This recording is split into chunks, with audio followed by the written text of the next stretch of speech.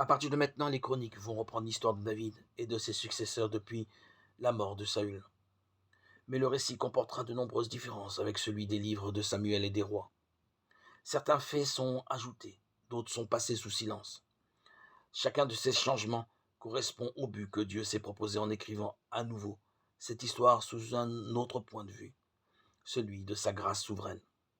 Pour le même motif, il nous a donné 4 fois en 4 évangiles l'histoire de son Fils, afin de nous permettre de considérer en lui des gloires différentes. Ainsi, ne nous lassons pas de relire des récits connus, mais cherchons plutôt à remarquer ce que l'Esprit ajoute et ce qu'il omet volontairement. Ne nous décourageons pas non plus, réjouissons-nous plutôt d'entendre répéter que Dieu en a fini avec l'homme dans la chair. Saül en est l'image avec sa race. Il tombe par la main des Philistins et il est dépouillé sur la montagne de Gilboa. Sa ruine est consommée, sa mort constatée. Avant que David paraisse sur la scène, l'homme qui répond au conseil divin, image du Seigneur Jésus.